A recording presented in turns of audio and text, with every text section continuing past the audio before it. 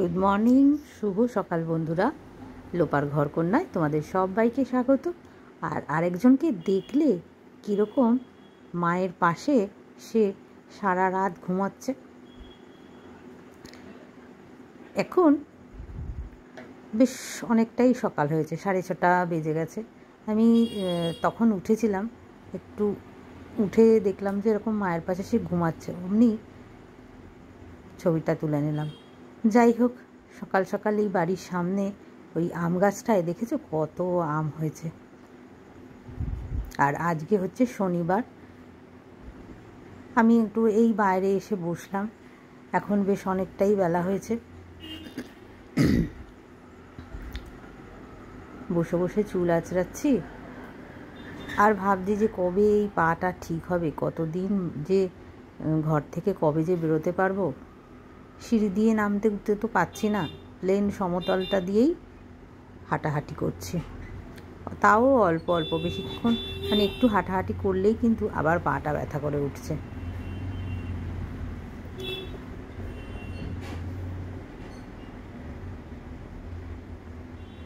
আর আজকে তোমাদের সম্পূর্ণ একটা অন্যরকম সুন্দর একটা ভিডিও শেয়ার করব।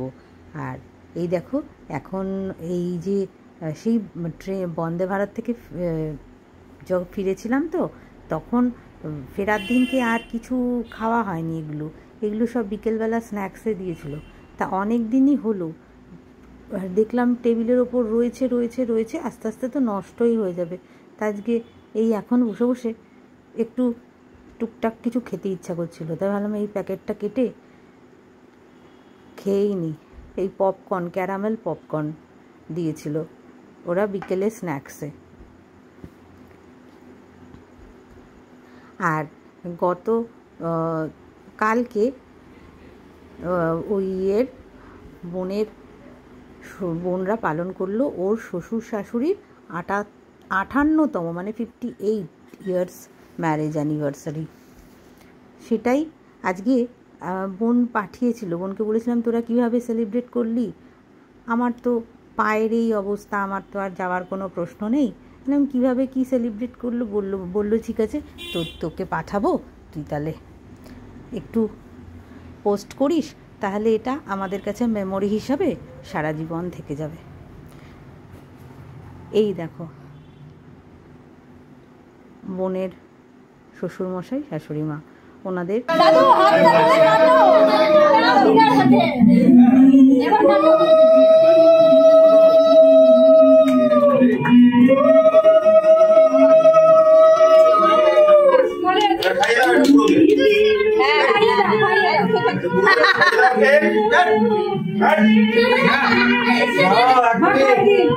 বাবা কিছু বলবে সঞ্চালনা।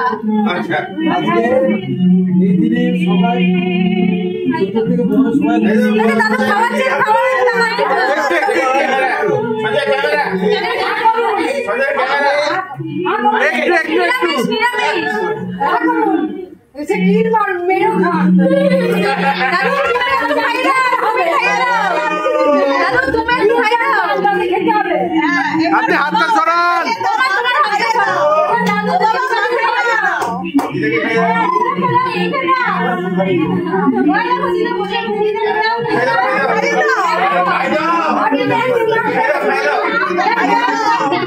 হাতটা সরান, তুমি একটু নিয়ে যান দাদুর হাত।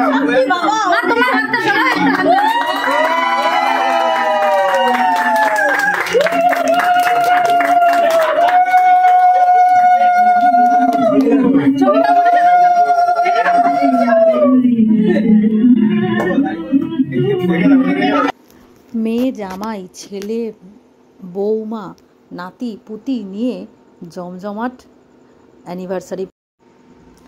এই দেখো নাতি নাতনিরা কীরকম মজা করছে, দেখো দাদু দিদার অ্যানিভার্সারিতে। আর কেমন হয়েছে বলো তো কেকটা, কি সুন্দর না? এটা কিন্তু বানিয়েছে নবদ্বীপের বেকার্স মার্ট। আমি তোমাদের ফোন নাম্বারটা এতে দিয়ে দেবো, তোমরা যদি কেউ যোগাযোগ করতে চাও করতে পারো। ওরা খুব সুন্দর কেক বানায়, তুমি যেরকম বলবে, যেরকম ডিজাইন বলবে সেরকমভাবেই বানিয়ে দেবে।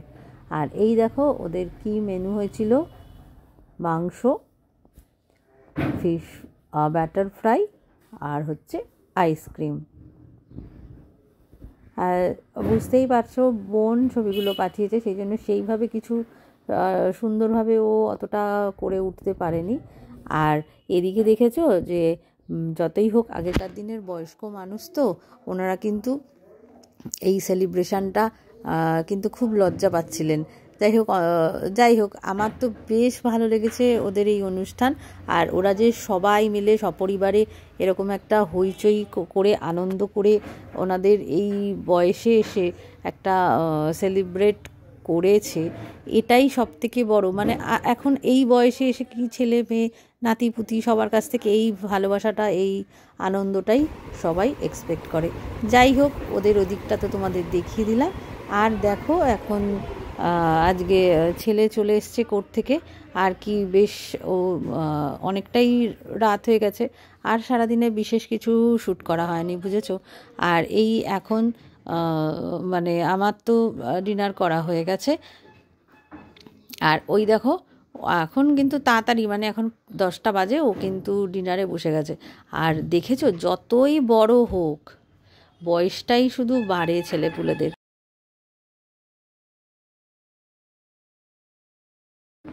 ভালো করে তাকিয়ে দেখো বুঝতে পারবে।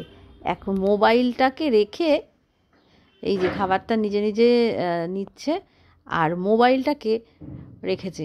মানে কি সেই ছোটোবেলা থেকে যে টিভি চালিয়ে মানে টিভি চালিয়ে দিয়ে যে খাওয়াতাম, সেই অভ্যেসটা কিন্তু এখনও রয়ে গেছে।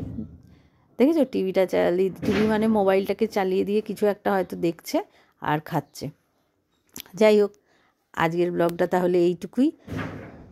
আজকের এই ব্লগটা যদি তোমাদের একটুও ভালো লেগে থাকে প্লিজ লাইক করো, কমেন্ট করো, জানিও আমাকে কেমন লাগলো আজকের এই ব্লগটা।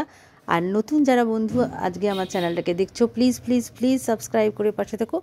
তাহলে আজকে এইটুকুই, আবার আসছি পরবর্তী ব্লগ নিয়ে। তাহলে চলো টাটা।